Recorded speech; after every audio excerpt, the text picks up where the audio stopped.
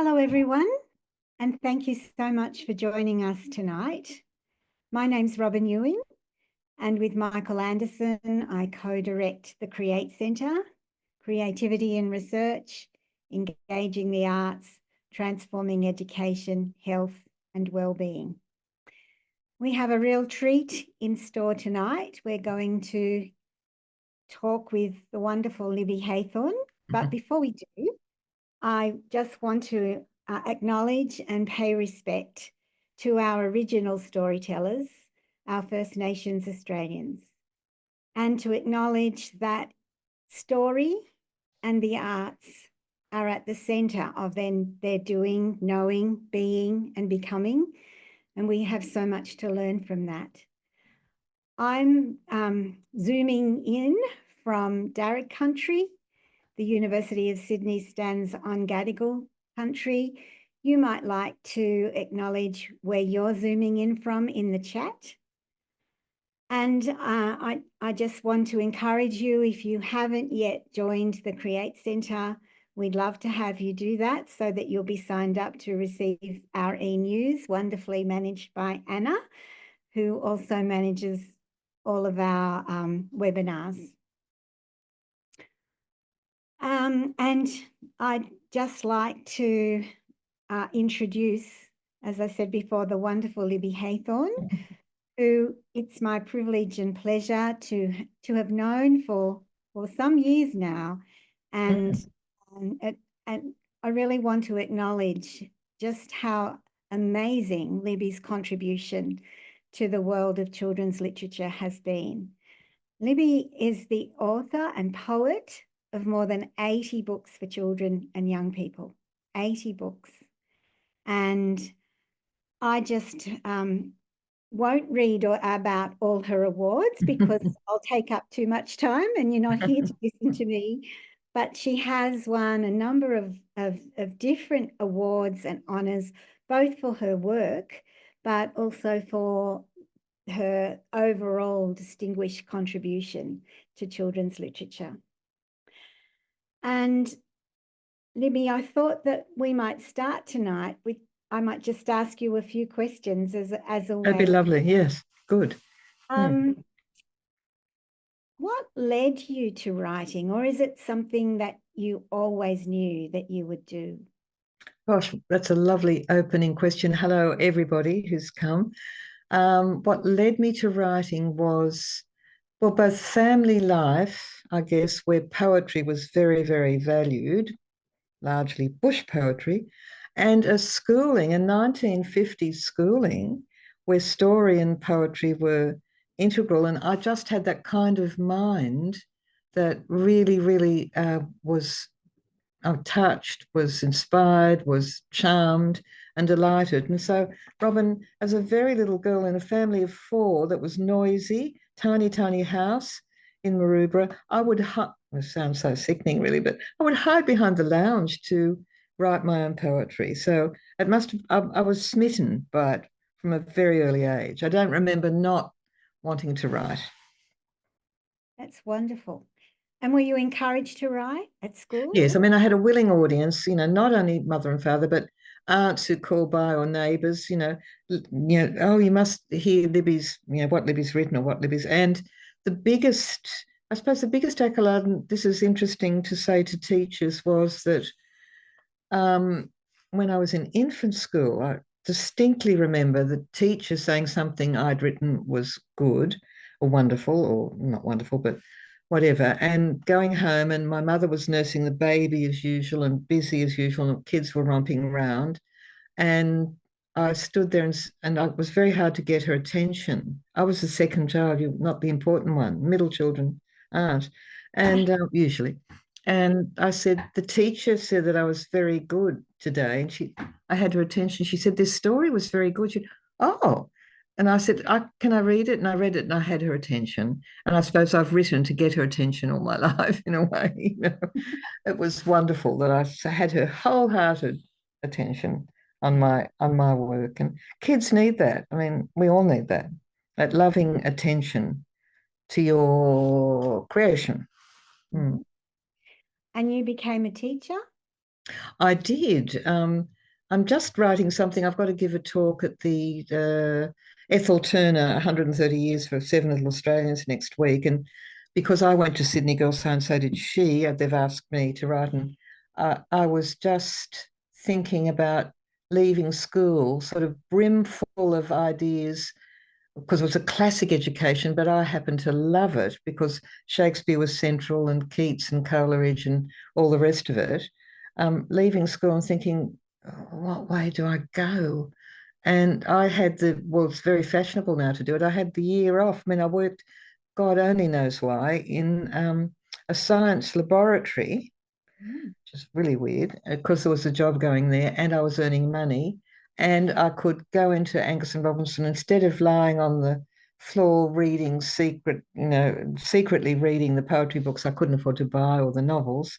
I could actually afford to buy some. And I started my collection then. But after a year, I was fairly bored with titrations and it was just something so I don't ask me what I was doing there. And I was doing tech at night to try and learn about science. And why? I mean, it's the weirdest. I asked myself the question, but there was something came up to go to teachers' college, and I grabbed the chance. And from the minute I stepped as a young woman, probably 18, in those days, you very quickly went into the classroom. And I can remember stepping into the classroom and at what was called a demonstration school then, and looking at the 40, because there are probably 40 kids in the room, 35, 40, and the teacher at the front. And I remember the feeling of, I cannot wait to be the person out the front talking to these children and being the teacher. I couldn't wait. It seemed to sort of come so naturally to me. And I can tell you, even though there were strictures in timetables then, I don't know, I know teachers have to fill out this, that, and the other now, but in those days we had a timetable that was pinned to the wall. And if the principal came in and you were not teaching, for example, scripture or mathematics at the right time, you could be brought to task. And somehow, with all these strictures, I managed to get poetry teaching and reading to them into that very, austere timetable. And I think, it was for me as well as for the children of Bankstown, I guess. Yeah. Well, I know that you've got 4 themes that you wanted to highlight tonight. Would you like to start with Make It Sing for you? Make it sing. Look, I wanted to be useful, Robin, and to all of you who have come. And I just thought the only way is to share things that worked for me as a teacher, as a librarian, as a mother, as a person. And I knew it was no good telling you lot how important literature is in telling the human story. We know that it does so effectively in a way that history books cannot, because it touches deep into the psyche and deep into the emotional terrain that is special to all of us. So I know you know that. Um, and, basically, I really believe that literature has the power to make us better human beings. It's as powerful and as grand as that. I love those businessmen or women who say to me, oh, oh no, I don't read literature. I read sort of how-to books. And I said, but there's so much how-to if you read a novel in, as I say, I keep saying what it is to be human, what it is to interact, what it is to have empathy, what it is to learn about human kindness or human greed or human anything. So it seems totally obvious, but I will reiterate here something that, Robin, you've been doing in all your lecturing and philosophy, that I do believe that an arts-rich curriculum gives so much to children in their development and in their developing literacy in the first instance. I was speaking to Anna earlier and I said, when I was in infant school, and I remember back, I'm sorry bringing all these personal stories, but it seems to be a way to demonstrate it, was that we had readers, but they weren't readers, they weren't, I don't know how to say that, they were readers full of real stories and real poems by real authors. That's the difference with some of the readers I see today. And I can remember the thrill of a teacher reading the same poem, maybe 5 days a week, to the point where I still remember it. I was in second class. And the language was so beautiful and it took you somewhere. And that's the magic and the wonder of what literature can do. Um, you know, that thing of to make us wonder. That's one of the most important things. I know it teaches empathy, it teaches kids resilience, but I think the actual joy of literature, the fact that we can laugh and cry vicariously. I remember a, a young woman who had come from a very difficult family, very, very difficult in her childhood. And she said, if it weren't for the library, Libby, and if it weren't for reading books, I didn't know that a kind of family who were kind to each other could even exist. Mm. So that's how powerful. But anyway, my first Make Literature Sing, I say to you as teachers, librarians, mothers and fathers, whatever, read to them what makes you sing, what uplifts you. Your enthusiasm is really, really important, and your childhood memories. I couldn't believe how my grandkids, when I told them stories of things that I did or stories that I read, or listened with such incredible attention. And when I did the same thing at school in the library, when I was a kid, this, that, and the other, that connection is sort of really important to children, that you were a child too, and there's still a child in you. And with my own grandchildren, there's not one of them, there are 4 girls from 20 down to 11, who cannot recite word perfectly. By channels of coolness, the echoes are calling, and down the dim gorges, I hear the creek falling. It lives in the mountains where moss and the sedges touch with their beauty the banks and the ledges. Through breaks of the cedar and sycamore boughs struggles the light that is love to the flowers and softer than slumber and sweeter than singing. The notes of the bellbirds are running and ringing. Not because they thought it was a gorgeous picture, as I do, of the Australian bush and the sound of birds, but because if they could recite it by the time we got to Bondi Beach, they would get an ice cream. So they learn, they all know it absolutely word perfect. But it was funny, up in Bali one day, there was a sort of waterfall thing. We were walking to the swimming pool, and one of the kids said, "Oh, Grandma, by channels of coolness." So that's the power of the word of the poet or the writer. That's this ineffable power that just you can't learn in how-to books. It's quite extraordinarily magic. And then, The Lion, the Witch, and the Wardrobe, which I shared as a young librarian. Who hasn't looked through a wardrobe, through coats and dresses, and wondering and hoping when they were little that there'd be that magic panel to step into another world, because that's what literature can do, let you into the world of imagination, into this incredible world.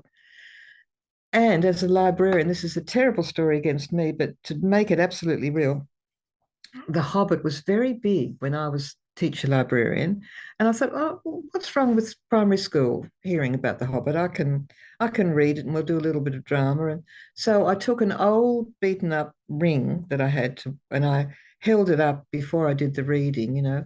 One ring to bind us all, one ring to find us, and in the darkness bind us. Whatever, I can't remember that. And so I said, this ring can make you invisible. Oh my God. So they really listened. It was difficult. These were Gardner's Road children, not incredibly, at this point, third and fourth class, great with language. And I'd read from The Hobbit.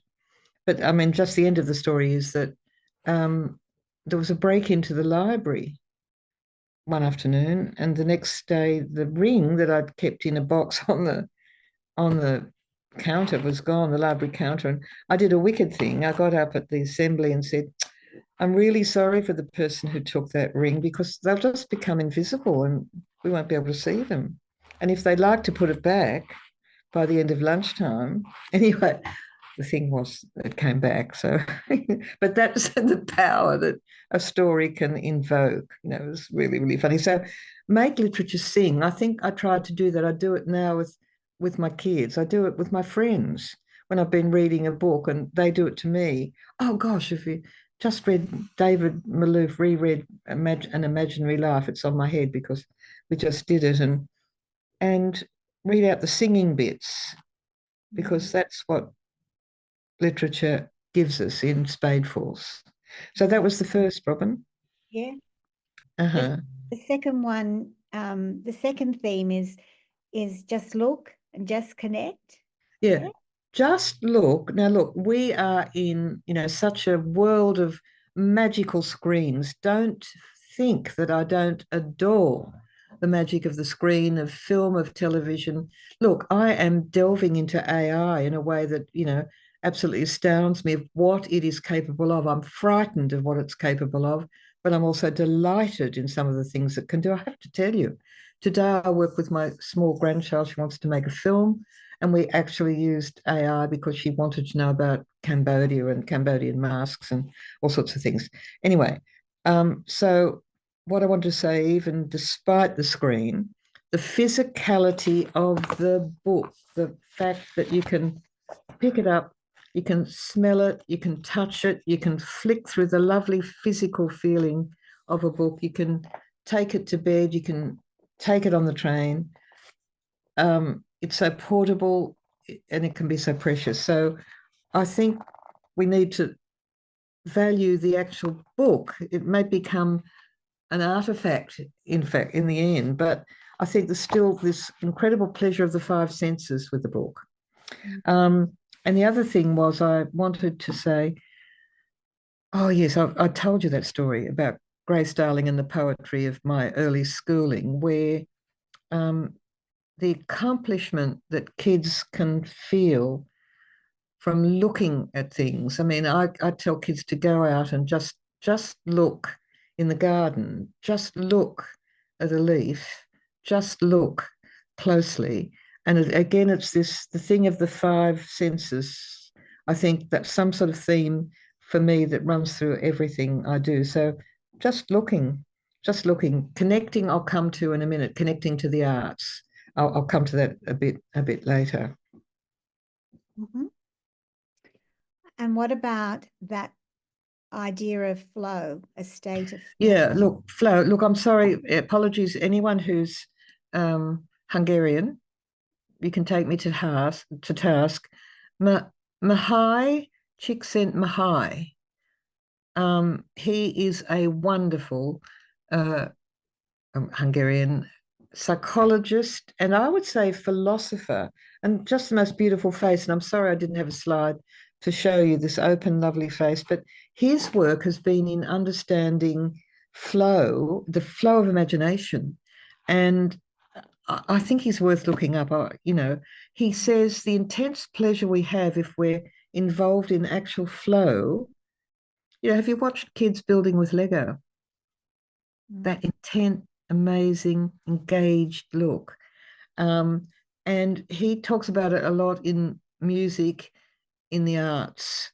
And when I first read a little of his philosophy, he talked about the intense focus on the present moment that happens when we're in the flow. And awareness, like it's really odd because you're very, very aware and yet you're unaware of everything around you. You know how there are some painters, I've got a friend who says, I forget to even eat. I forget, it's even dinner time. I'm sort of so aware of what I'm doing and so unaware of everything else around me. So, and the loss of self-consciousness, which we've got to work at for kids because they find it hard to expose real feelings. And in the flow, you've got this sense of personal control, and time doesn't seem to matter. It's an intrinsic motivation. So all of those things happen. For example, he says jazz and competing or, aligning instruments is the most wonderful way I can explain being in the flow. Sports people call it in the zone, Mm. when everything's given to that, whatever it is you're trying to achieve. The only way I could think of it in terms of my own life, because I play piano pretty badly, is when I'm trying to learn a new piece. So it's not my familiar old, little bit of Bach or a little bit of whatever. It's a new piece and I'm not quite there. So I'm playing it and it's come around about the third time and I'm almost there. And I feel this intense surge of pleasure because I'm trying. I'm really putting all my efforts into trying, and I'm almost going to get there. I haven't got there yet. So I think that to me is when we're in the flow, and we can through poetry writing, believe me, put kids into the flow. I've done it. I mean, I want to tell you here if we've got time because I'm very mindful of how we're going for time. Going well, we're fine. All right. That one of the things I do is the magic of metaphor with kids. Now, I've done that in uni classes. I've done it as young as with third grade, well, fourth grade probably, when they've got a bit of language. And it's just the magic of metaphor. And if you want to do this with, I don't know, your kids, your family, whatever, it's that thing of making something. I think as a writer, I wasn't so good at sport. I was okay, but I wasn't so good. I wasn't so good at sewing or dancing, but I could make something with words. And I think we all can. And that's what I want to say today, that we can help kids make things with words. We can help their imagination grow. We can do it. And I think very strongly through literature. And being in the flow, one of the things this wonderful Mahai chick sent Mahai didn't say and didn't, and I thought, well, he's missed something there. He's talked about dance and music and all those things, but he didn't say about the flow of being in a good book. And I reckon all of you have at some stage been in that flow in to such a way that time doesn't exist. You should be putting the dinner on. You should be, helping kids with their homework or something. In this book, you're in a place, and it's a very creative place, funnily enough. And it's very hard to get the nub of it exactly because to me, it's the same place I go when I'm writing. If I'm deep in writing, it's the same place I go when I'm reading a book and suddenly I'm in the book. And I know every one of you has felt that. And you're wrenched away and you feel a bit cranky because you've got to leave that place you were, that the writer took you or you took yourself. You're in the flow. And he doesn't comment. I'd love to write to him and say, what about, isn't that being in the flow? To me, it is. It's very, very similar to being in the flow of writing. But one of the ways we can get kids into the flow is, you know that I'm going to talk endlessly about poetry writing if I get a chance, but it had a huge influence on my life. And I was a lucky child in that not only did I have parents who read bush poetry, as I said to Robin earlier, but also the teachers read a lot of poetry. And then I went to a high school that sort of quite a classic education at Sydney Girls High, which I'll be talking about at the Ethel Turner thing on Saturday or Sunday. And I happen to love the Romantic poets, of course, and also Shakespeare. They had to battle to really understand it. And as I said, I started collecting poetry, and that has brought me such intense and amazing pleasure. It's something I return to time and again in times of happiness and in times of strife. And I think it's funny that we don't value poetry in our society. Yet I was thinking at every wedding I go to, not at everyone, but say wedding, or every funeral, there'll be someone who stands up and either has written a poem or they quote the words of a poem that have affected them deeply. That's the efficacy of poetry. That's the use of it. That's the wonder of it, that there's a poem for every occasion, as there's a story. I hope I'm keeping to the point here because I was going to just show you some of my favourite poets. Now, I want to hold up this little one, Tasmanian poet Margaret Scott. You know, one of those things, people I've met Well, I met Gwen Harwood, who's also Tasmanian, and I went to an organ recital with her, which was, I don't know how I ended up there, but I did. And so thrilled to be in the company of Gwen Harwood, wonderful Tasmanian poet. This is the poet I didn't meet. I was down in Tasmania. There's a writer's cottage. And if you're a writer, I think, or a teacher, you can apply to stay in that for a week. It's just above the beautiful Hobart Market. And it's a lovely little place that comes complete with firewood. And when I was there, my husband was going off to the casino because there was no casino in Sydney in those days, and he couldn't wait to get to the casino in Hobart. And I rang her, and she so kindly said, "Oh, come and meet me. Come tomorrow." And do you know, I never did. And so I held up her poetry, and I'm so sorry because so much of it so unusual, beautiful, beautiful poetry. But she was brave enough to write about domestic things and wrote, I mean, so this is sort of getting a bit sad, but wrote one of the most beautiful poems about death, saying, I came back, I just remember the first line about her husband. I came back to the room to tell you you were dead. And then the poem flows on from there. And it's so tender and beautiful. And so they were so intertwined. So she's an amazing poet. My favorite poet of all times has to be this much loved book here, Judith Wright, the Birds one. But I love her Woman to Man. You know that one, this selfless, shapeless seed I hold. There's something for its resurrection day. It's just so beautiful. But there are about 10 bird poems there that I could read out loud that are wonderful.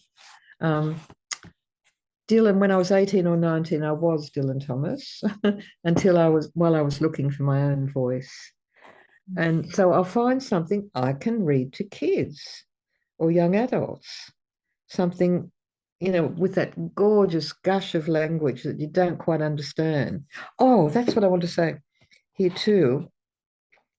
There's that thing that John Keats said when you read his letters, which is poetry and great literature sometimes too deals in mysteries, deals in the unknown, and he put this lovely way, he said it, and there's no irritable reaching after reason and fact. I love the word irritable. No irritable reaching over reason or fact. It deals with mysteries. And it seemed to me very like Taylor Swift saying a few months ago in one of her songs, and it was about a breakup. And she said, and heartbreak, absolute dreadful heartbreak, that only the really young can feel. Well, anybody can feel, but if you're young, it's devastating. Then she says, and then one magical night, I forgot that you existed. I thought that it would kill me, but it didn't. Mm. And I so loved that line. It was like the magical night was the poetry in it. The irritable reaching was the poetry of Keats. That's what language can do, and that's what poets can do. It pervades everything we do. Okay, so I was showing you things I loved. Emily Dickinson, I should hold up. Hope is the thing with feathers, that beautiful, beautiful poem of hers. And when you think she lived all her life as a single woman in a little country town in America, and yet she knew the world. She knew love and loss, and she knew children, and she knew adult interaction. She's an extraordinary poet. I tried to grab a book by he was the poet. Somebody might be able to help me. Poet laureate. He refused to be when Hughes took over the poet laureate thing in England. And anyway, I can't think of his name, but I will think of it in a minute. And he wrote this wonderful poem called Days. What are days for? Days are where we live. They come, they wake us, time after time. They are to be happy in. What are days for? Oh, answering that question will bring the priest and the doctor in their long coattails running through the fields. And how? And that was the happiest poem he ever wrote. He was a bit of a mystery catch, this guy, an academic librarian. refused to be the poet laureate, but again, a favourite. So I'm getting off track here. So I'm talking about the state of flow. Oh yes, I was going to tell you. Um, the metaphorical walk. If you're a teacher, I take my kids on a metaphorical walk. The power of metaphor. Oh, making something fresh and new is extraordinary. And as human beings, we want to invent. And metaphor, remember when I was reading about it, I was very young, a scientist had wanted to design a lighthouse. And suddenly he was in a forest and he had the idea of what the lighthouse would be because he looked at a tree. The tree is a lighthouse that can work on those rocks. And the metaphor just worked for him. And so I take these kids, I say, come on a metaphorical, grasp that beautiful word metaphor, talk about similes, of course. And we just drop out the word like, and it becomes this wonderful metaphor. And I take them into the forest. And I mean, I can take you now. We'll just do it really, really quickly. If you want to come with me. So we're at the edge of a forest. Think of the dane tree, and you see a path and slithering downwards. And I say to the kids and the grown-ups, okay, the path is what? Well, most people say, I say to them, most people say, could be a snake. It's like a snake.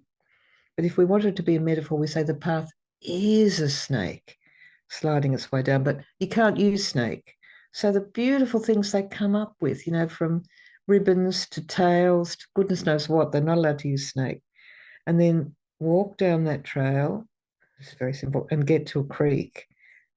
And look at the creek. The creek is like, take out the word like, the creek is, what's it doing? It's flowing along, it's speaking to you.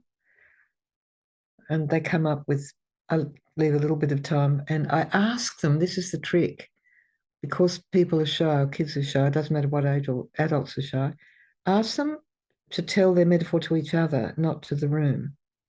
So turn to your partner and say what your metaphor for the creek is. The creek is a noisy customer. I don't know what it is, what it is to you. And then, so we go along the creek and we come to a waterfall, and that's very dramatic because I do go into describing it, it's pouring over the edge and the energy of the water and the sound. So the waterfall is a magnificent curtain, fired with crystals or something. I don't know, whatever they want to do. And then I take them from the waterfall. And we can keep walking out of the forest, and we're standing on a beach and we're looking out to the horizon. I mean, you can make this go on and on and on. What's terrific about it at the end? So they look out to the horizon. You can say the horizon is, or the beach is.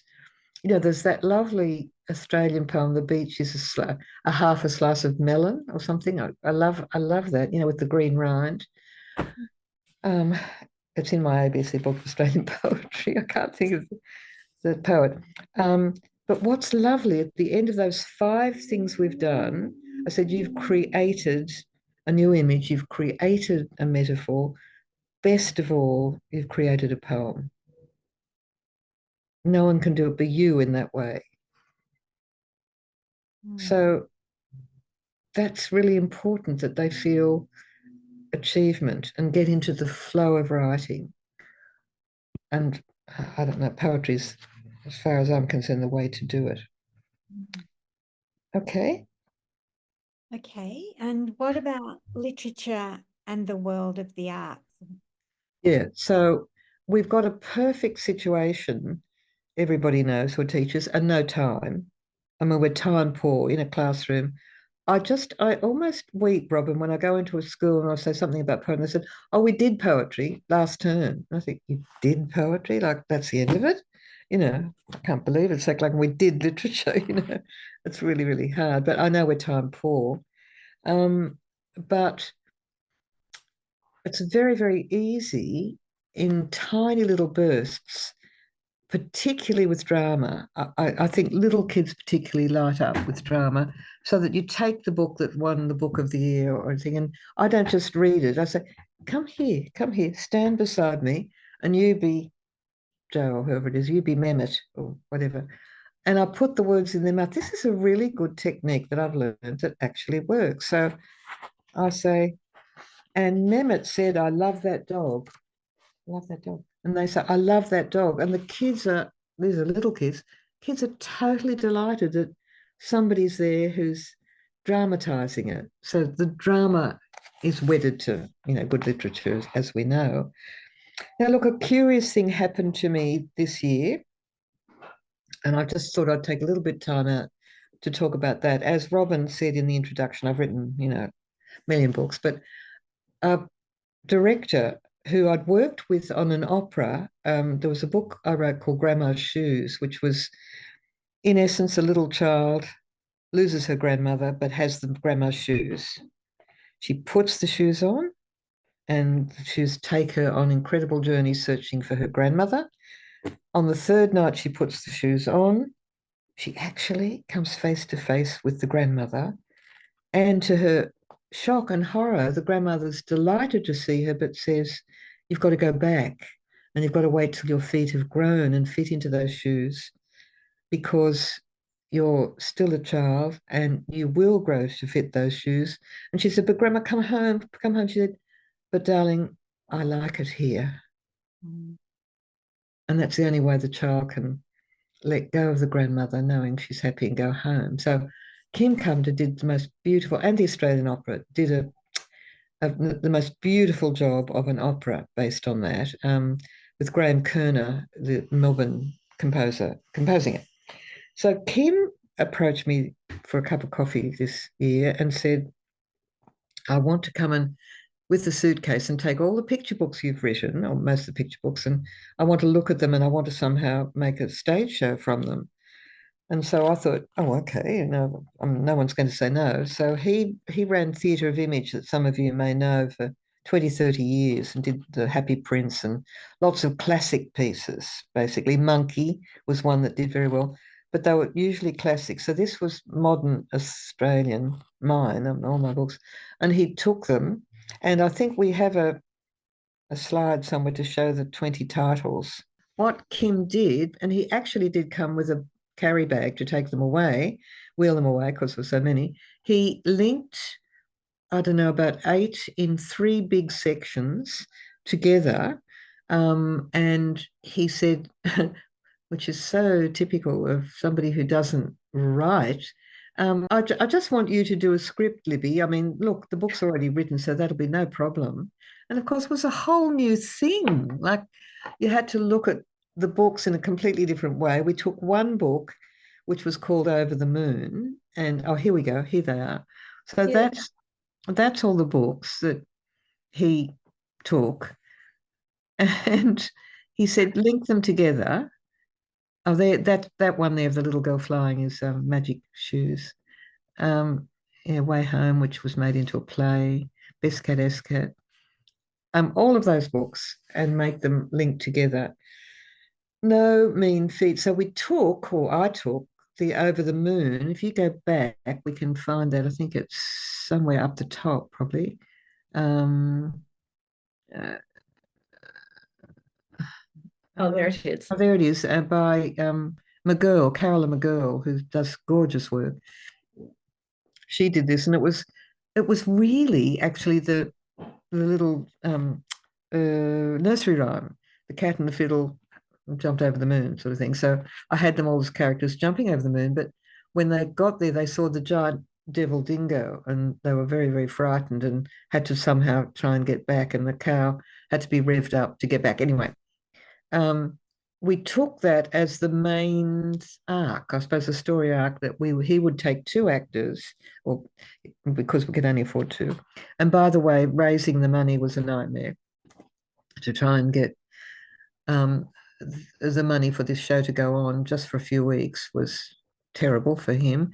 Australia Council came good with some money, and then private investors as well, and the State Library also invested. So he had enough to do the show. So, and that meant what the show entails is obviously hiring actors for a number of weeks, hiring rehearsal spaces, and everything goes with it, and having the bibs and bobs that make up the scenery and everything else.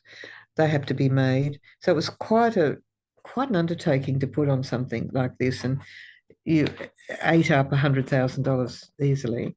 But anyway, to cut a long story short, I wrote the script, which took some weeks to get it right. But what was extraordinary was to see the books. I suppose the point of what I'm saying is to see those books becoming something else. So one piece of literature becomes part of something else was pretty magical. So this was right at the beginning, lots of morning teas and afternoon teas, and and we even managed to get in my latest book, Mother Earth, that's lying there, which was only came out in 2023. But also under that plate of biscuits is The Wishing Cupboard, which is set in Vietnam.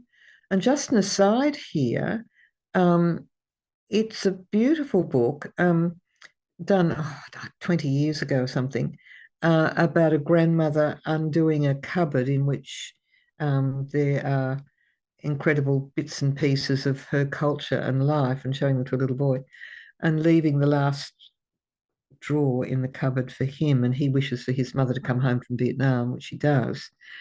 But the woman who did the artwork just had lived in Vietnam, and it was done in those sort of very deep purplish colors, very Vietnamish somehow when I went there. But later, through some dreadful illness that she contracted, lost both her hands, and she's an artist.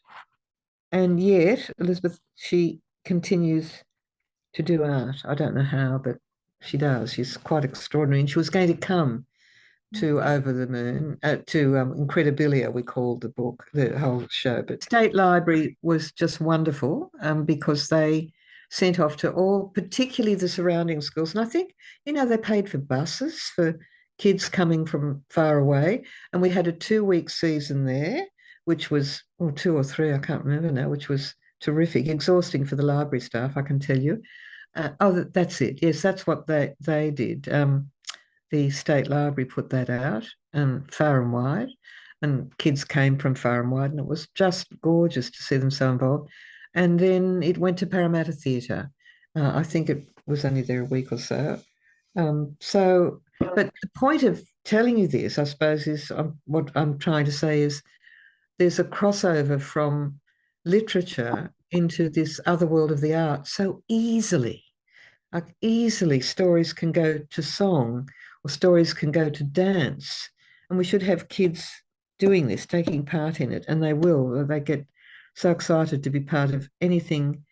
Robin, you're the expert on this about the arts. Wouldn't you say, like using the picture book or the book as a basis is a way to get kids sort of evolving their own art, if you like. And exploring the places to play and the spaces in the story, Say a bit more about that. That's interesting. Well, I guess giving children the opportunity to drill down deeper into the story and make it their own, or bring their own context or understanding, as well as the opportunity, as you said right at the beginning, to wonder and to take themselves to different. I mean, such potential with a book. I mean, it's just not a thing just to read. There's such potential to go so many directions, I think. Libby, can I ask you about, you've been talking about Incredibilia, and I was fortunate enough to go to one of the performances of it, but was it recorded, or is it accessible?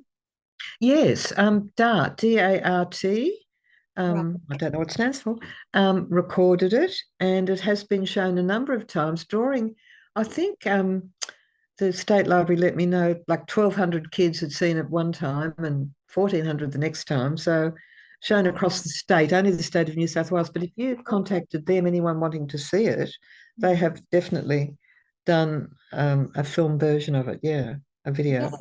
I just think the way that you wove all of those stories together Oh, thank you. was, you know, a Hard. I've got to say hard. It was hard, but as well, it was a jumping off point, I guess, and it also showed the connectedness of, I guess, so many of your themes. You know, like. Well, that's true. I mean, Kim sort of saw that so much is about nature in my work and my values, I suppose, about the environment and nature and so forth. So much is about family stories or the child left out. Like Incredibilia itself is about the little kid trailing behind her sisters and rather trying to get their attention as little ones do. Just things you observe in your own family, you know. Well, it certainly brought back a lot of memories of me as the eldest child leaving and my middle sister leaving out my little sister. It was well, there you are. It's just family dynamics. Yes. And last night sorry, go. I was just going to say, you do, I think, in all of your work, look at the needs of children, whoever they are and wherever they are, and their rights. Well, look, the rights of kids very important. I just wandered onto, as you do, onto Insta 2 nights ago, something. When I was actually in Albury, I was at a wonderful writers' festival, but and a young man, Brenton Cullen, has a fixation on the 1980s, 90s writer, like my group who went through together. And he has collected every single book I've ever written. And he does that with various writers. But he said last night on he does a little book report once a month, I think. And it doesn't have a very big following, but it is so endearing because he said, these books saved my life. I was a sort of an oddity at school. I was bullied. I was left out. And literature was my go-to place. And these books, some of them not amazing prize winners or anything else, but simple stories of family and so forth. He said saved his life, made his life bearable. So that's the power of literature, which I thought was just a beautiful thing to hear. Well, I think that's a great place for us to see whether our listeners have some questions that they'd like to ask you. Yes, good. I did suggest, we've had some wonderful comments in the chat. You know, you've triggered lots of memories from good. being a middle child and when do we use poetry, in our life. So thank you, everyone, for all of those rich contributions. I just wondered if anyone has a particular question that they'd like to ask Libby. And let's go with Lorraine first. Oh, thank you. Hi, Libby. Hi, Robin. Hi, everybody. This is more a comment than a question. In 1991, I was a teacher out west and I went for an excursion to either Tamworth or Armidale, and you were the librarian who was launching the book. Oh, no. Talks with my skateboard. Oh, now, what year? 1991.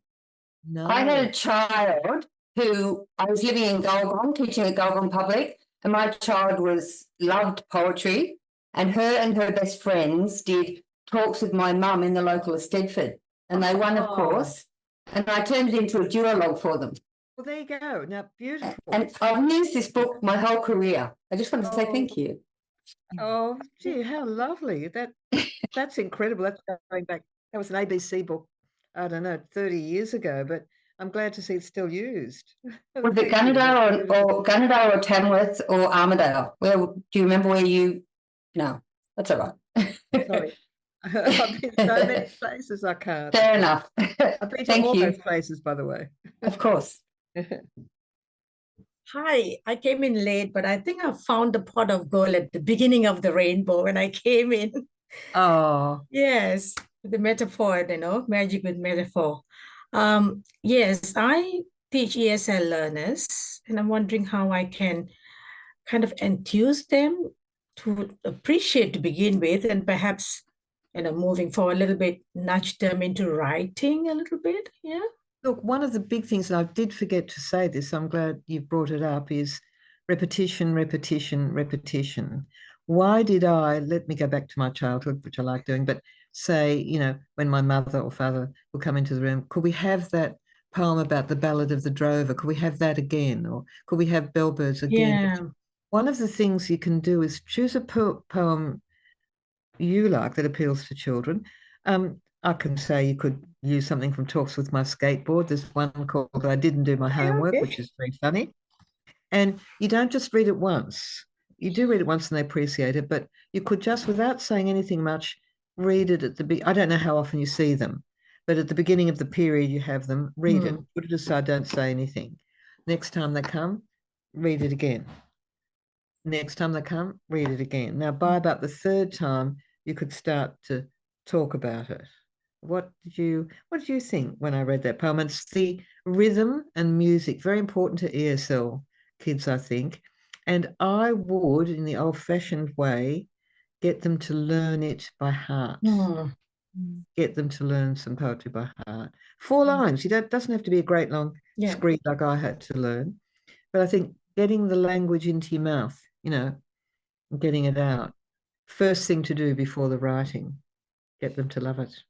I still remember, I'm nearly retired now. I still remember teaching in my first couple of years. I wrote poems for each student in my class. I gave them a little piece of paper where I'd written, and I've got a diary of it, just highlighting. That's gorgeous. So now I teach in the university, and I was talking to my students at the university. I said, under some context, can't remember now. I said, I used to write. This is the. They said, Dr. Aruna, can you write for us? Oh. I'm thinking about it because I've got a kind of a break. That's lovely. Well, you'll have to now. Probably I'll have to, yeah. Get it yourself. And I think I've just got the inspiration today from you. Thank you so much. Okay, thank you. Thank you.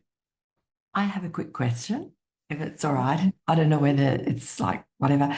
But I suppose just as author, writer, or a creative person, Libby, when you first mentioned, like AI, because I was just wondering, like, in your opinion, how do you think AI will meld into the current literature trends that are going now, and how it'll be incepted into the school curriculum, Look, with the old way and the new way?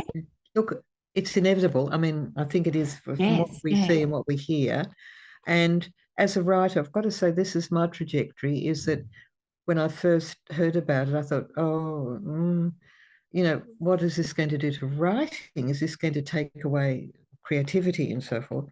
Yes. On the other hand, now I think used the right way, and that's such a loaded sort of phrase, the right way, whatever that means, it can aid and abet creativity, definitely. Look, case in point, this very morning, as I said, with my grandchild who was homesick but ended up making a little film, she used AI to get some information about. I suggested to her, I said, go there, and it's what I found the other day. What did I use it for? And I said, no, that's a line from Keats or something. And AI wrote back to me and said, thank you for that information, whatever it was that they'd quoted. So AI is learning just as we are, as you know.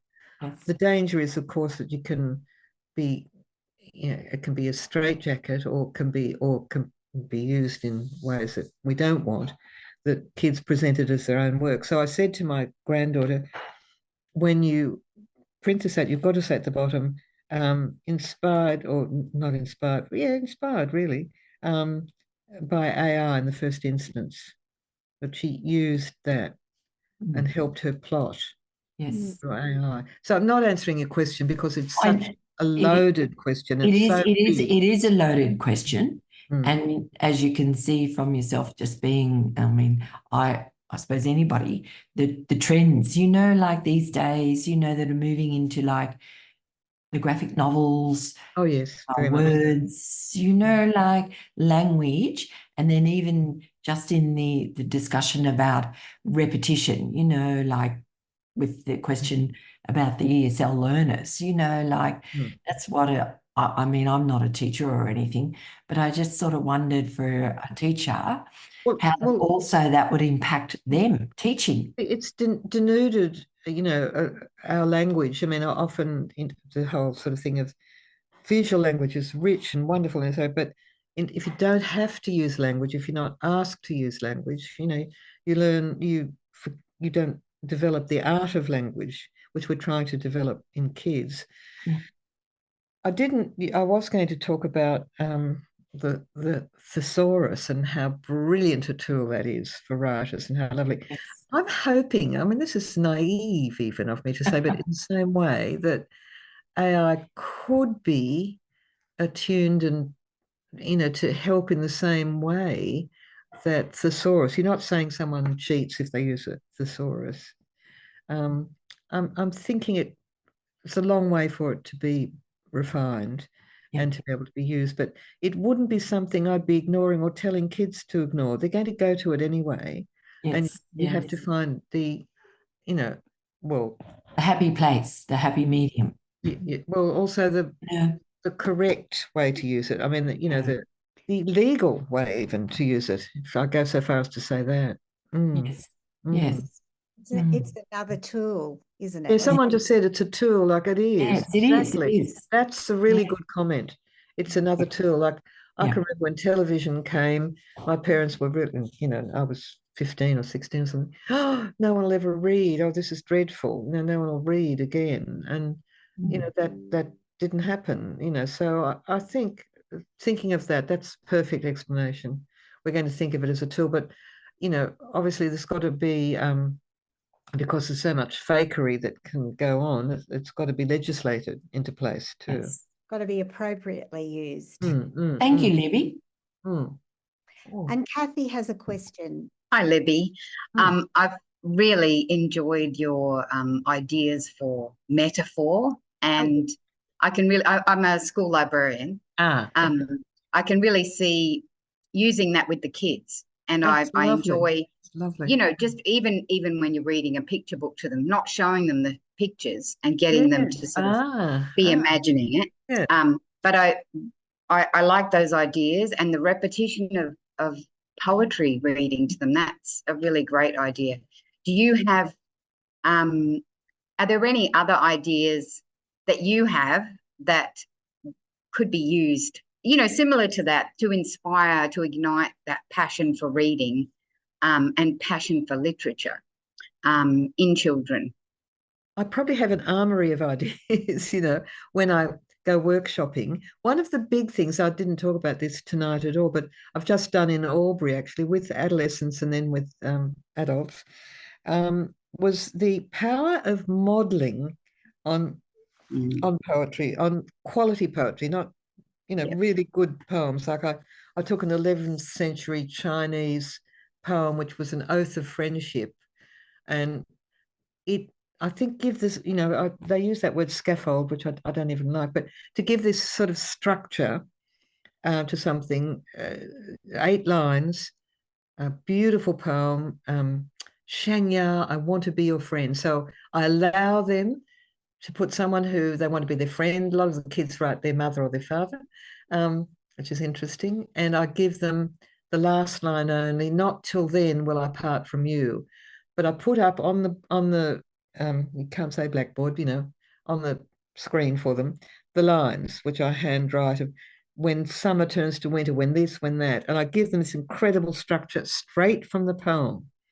But the result from that, because they don't feel, if you just say, write a poem about an oath to somebody you want to be a friend, no, give them structure. I really believe in that. I mean, that's just one. I do 10 things. That's just the first one I generally do. I do an invocation. I do an epiphany.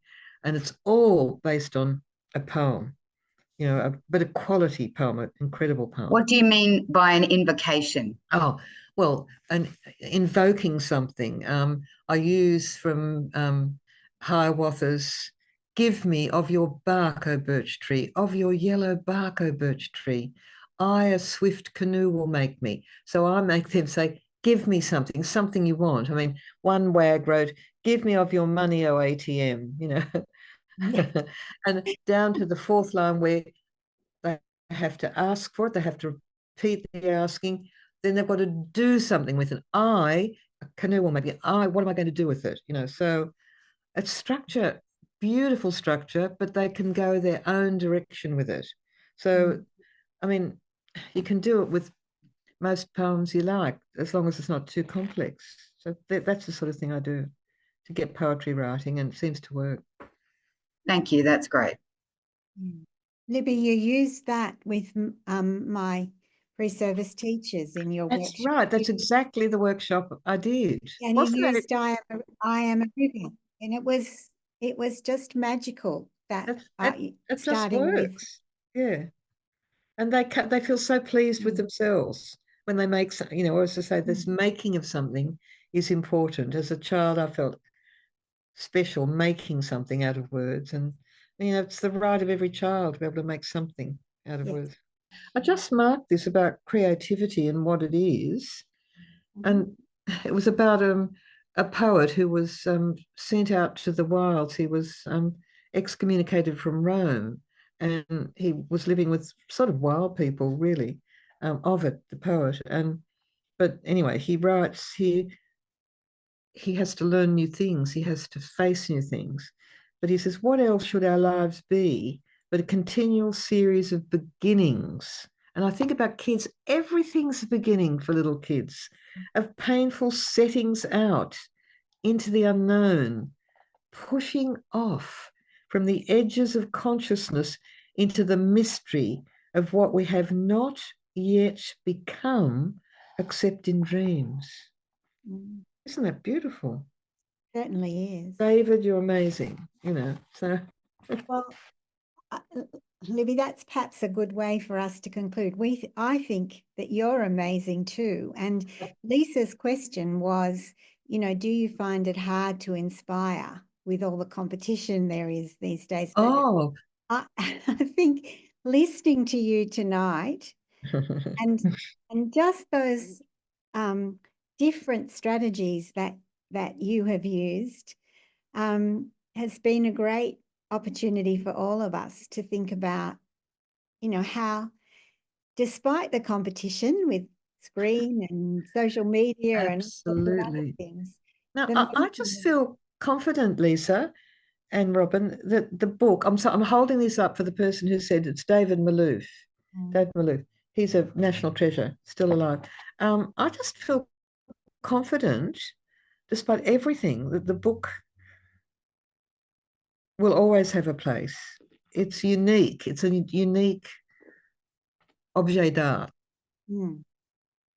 And it's different to screen. It's definitely different to any tablet we can carry anywhere. And I think it will always satisfy. I'm not saying 100% we'll always be reading books, but there'll always be a place for the book, I think. Not wishful thinking. I think that's the truth. Definitely. Couldn't agree more. I think we're all with you on that. Libby, thank you so much for tonight. And as Anna has pointed out, the YouTube recording will be available for you as a resource early next week. So, you know, that'd be terrific. Watch out for that.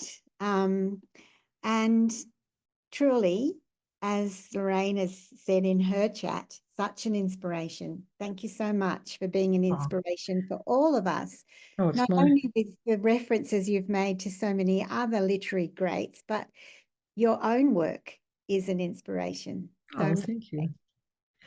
Well, thank you. Always a joy to talk to. I mean, I'm preaching to the converted, I know, but it's lovely. It's a beautiful feeling. Thank you. Thanks, Robin. Thanks, Anna. Too. Thanks for joining us, everyone. See you again soon.